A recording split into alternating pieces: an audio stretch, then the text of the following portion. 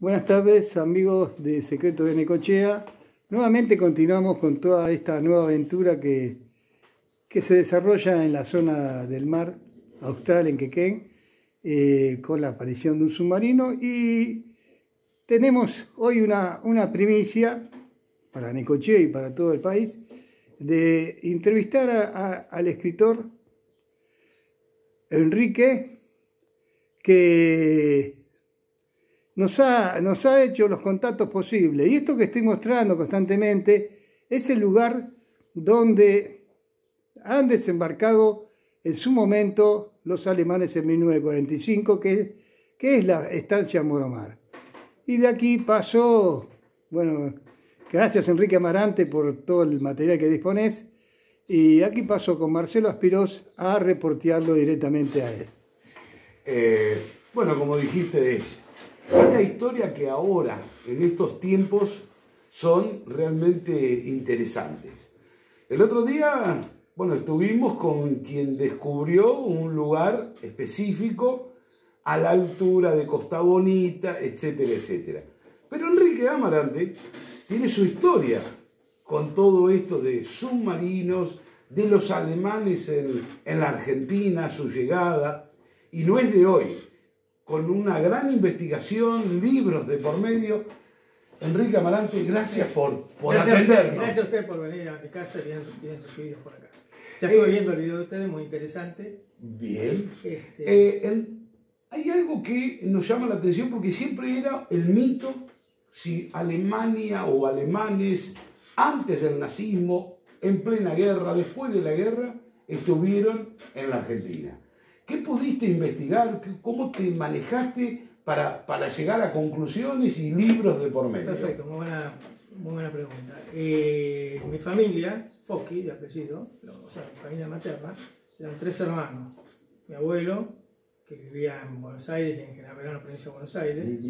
Mi otro tío abuelo, que era partidario de Mussolini y de Duce, en Italia.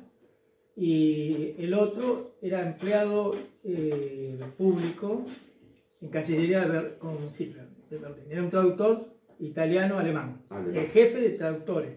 O sea, todos los encuentros que había en Cancillería en Berlín, entre la gente de Mussolini y la gente de Hitler, o sea, los alemanes con los italianos, él hacía la traducción, tanto oral como escrita. Bueno, entonces yo tengo las cartas anteriores, tengo toda la correspondencia, antes de la guerra, durante la guerra y después de la guerra. Todos postales, selladas, con grandes acontecimientos. Por ejemplo, antes de comenzar la guerra, llega una carta, le pregunta a mi abuelo Güelfo, el de Berlín, dice: nosotros no somos arianos. No somos descendientes de arios, porque acá dice, tenés que demostrar que no tenés sangre judía. Claro. Y yo decía, perdón, como si hubiese preguntado si tengo sangre japonesa o no sé, o afrodescendiente. Entonces, ¿qué dice? Dice, no, somos católicos, apostólicos, romanos. Andá a Ferrara, donde nacimos, al lado está la parroquia San Antonio no sé de cuánto, y ahí constatás acta de nacimiento, confirmación, bautismo y todo lo que sea. Esos papeles piden y sigue. Y sigue ahí. Entonces, tengo toda la correspondencia de lo que pasó, la fecha del bombardeo, dónde vivía, qué hizo.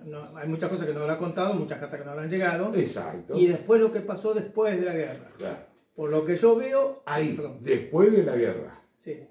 ¿Qué injerencia tiene la Argentina? Estos mitos, estas realidades, ¿tenés antecedentes? Sí, hay correspondencia, hay libros, hay documentos, donde los alemanes, vamos a dividir los alemanes en, cuando entró Hitler, fundó el Partido Nacional Socialista Democrático Alemán, más conocido por nazi. Exacto. ¿No?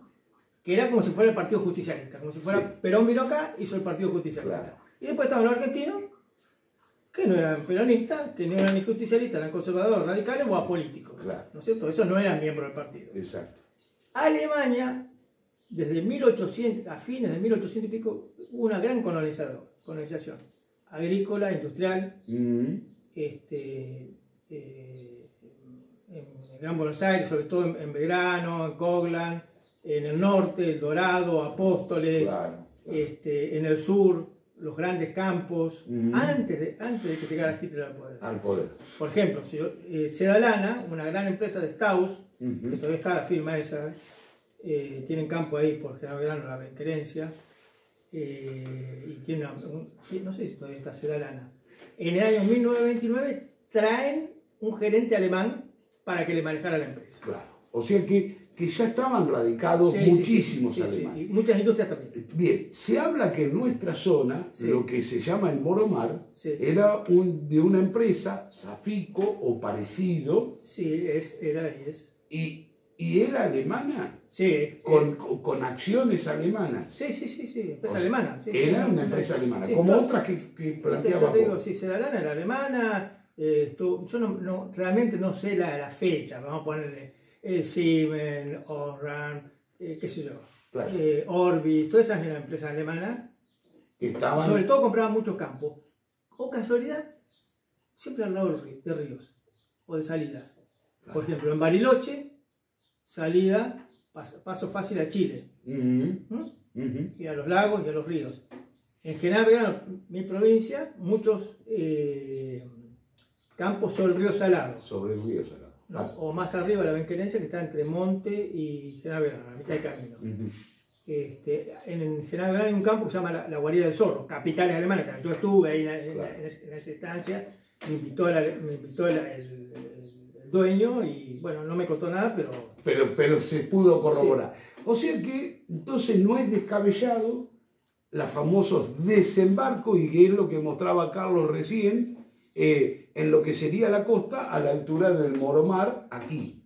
No, para nada, no. Aparte es el único desembarco en Argentina registrado con un hecho, registrado por el periodismo, por la policía, como creo que ya se sabe, no sé cómo está el Mariotti, hizo una intervención, trató de entrar porque había un espía alemán llamado el Artesano, que vivía acá, que era de apellido o Moreno o Mónaco.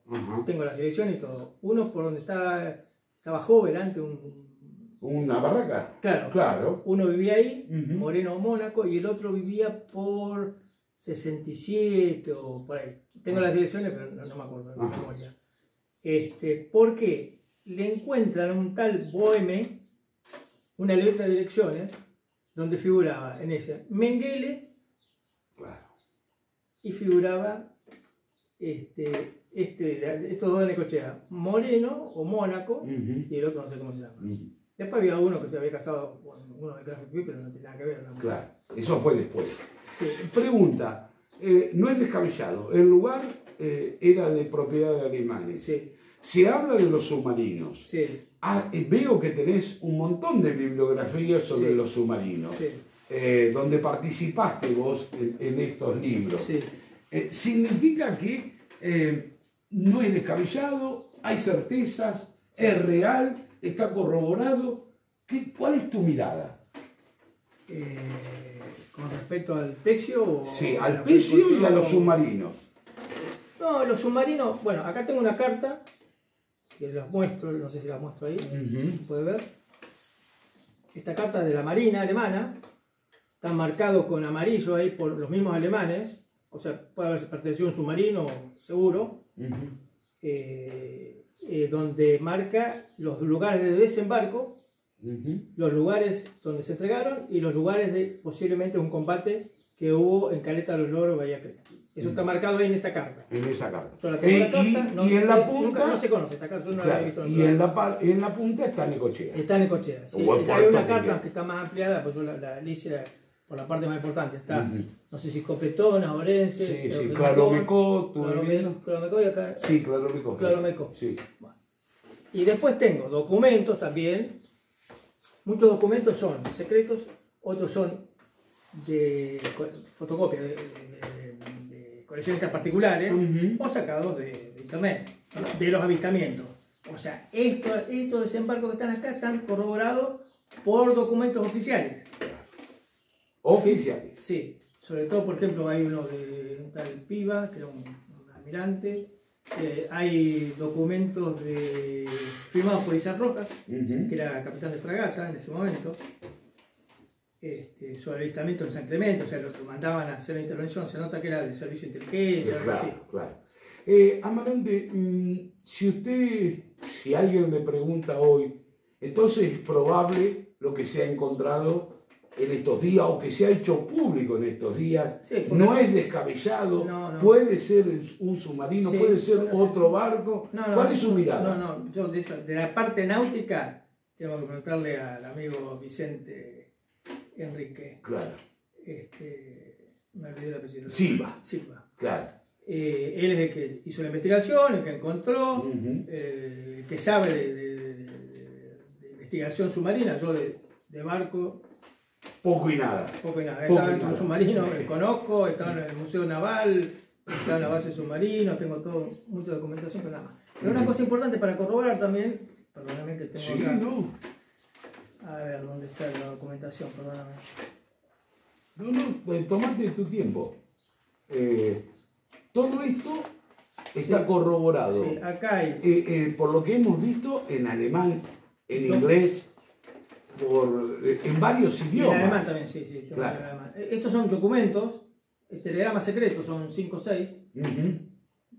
Perdón. Estos son fotocopias. En este caso de la Armada Argentina. De la Armada Argentina, pero son secretos, claro. O sea, codificados, porque antes no existía, la única manera eran los famosos radiogramas o telegramas, ¿no es cierto? Bueno, hay varios acá, desde el 17 de mayo, donde dice, esto es interesante, importante, donde estos documentos dicen que 2 o más submarinos vienen hacia Argentina, fechado el 17 de mayo o antes, entre la Embajada de Estados Unidos, hacen que intervenga la Armada Argentina a controlar a ver si encontraban algún submarino. Claro. Estoy hablando, la guerra termina entre el 5 y el 8 de mayo del 45 y los submarinos llegaron acá el 10 de julio y el 17 de agosto del 45. Claro.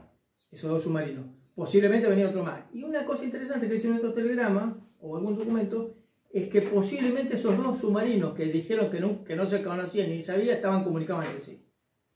Ahora, ¿qué traían? Si el submarino que encontraba el Pecio, la orden, porque después de la guerra, los aliados lo obligan a los alemanes a entregar los submarinos. Claro.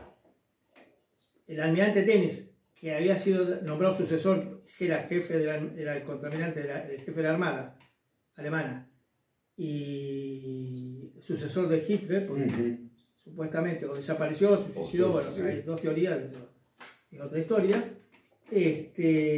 da la orden, el operativo, no me acuerdo cómo era, que se hundieron los submarinos. Claro. Barrenar se llama eso, el idioma de ellos. O sea, todos los submarinos tenían explosivos, entonces, ¿qué hacían? Desembarcaban la mayoría, quedaban 2 o 3 tripulantes o 4, los encargados de dinamitar el barco, o como se llame, ponían los explosivos, salían en una lanchita, en un barco, desembarcaban más adelante y ya tendrían algún contacto acá. Claro. Y accionaban. Para no olvidarnos, más que nada, ¿qué libros ha hecho? ¿Qué libros tenés? Digo, por promocionarlo para que se sepa que de todo esto traes o tenés antecedentes. Veo una novela. Bueno, esta novela que se editó en España es una novela de ficción. Claro. Si bien hay muchas cosas, es muy interesante el libro, me gustó a mí. Lo hiciste vos. Enrique Amarante. Es bueno. El último secreto de Eva Braun. Sí, ese está editado en España. Es la mujer de Hitler. De Hitler. Gané un premio. Por acá. Sí, un diploma. Un diploma de Penguin Random House, que es la editorial más importante que hay. En el libro la novela, mejor dicho, está basada en Julio. O sea, lo vuelvo espía y el supuesto escape de Hitler. Claro. Entonces él es el encargado de organizar. Bueno, ahí se pone de novio con una tal alemana, con toda la historia. Y cuenta mucho de... estuve 2 años investigando. Porque si yo decía, bueno, Hitler, ¿quién era Hitler? Vamos a analizar, que claro. yo mucho no conocía. El padre Alois, y tuvo, no sé, como 10 hijos, hija, Claro. de la primera mujer, un amante, o sea que eran varios. Después me contacté con varias personas. Uno de ellos, hijo de un coronel, no, nieto de un coronel, perdón, que estuvo en Polonia. Bien. O sea que esa novela está basada en hechos reales e sí, investigados. sí. Y tenés de los submarinos, porque leo que también Enrique Amarante. Sí, de los submarinos, en este caso, no está editado, Ajá. está armado. Ajá. Tendría que buscar una editorial. Bien. Pero podés mostrar la tapa. Sí, Porque creo que esto es lo importante. Porque son dos tomos porque eran. bien, pero casualidad, estos tomos, tomo 1 y tomo 2, Sí. tienen un dato, U-Boat. Sí. Es una de las clases de submarinos de ellos. Claro, los U-Boat vendría a ser, en alemán se escribe U-Boat con 2 O. Sí. Y en inglés se escribe con una sola, U-Boat. Ajá. ¿No? Este relata, se basa en 10 comandantes que estuvieron acá, que vivieron en Argentina. Vivieron aquí, comandantes de Nacieron- submarinos. Sí, porque un detalle. Cuando llegó el Graf Spee, Sí. que esa es otra historia interesante Exacto, para hacer, exacto. se puede hacer otra nota, porque es muy interesante con mucha información y mucha documentación.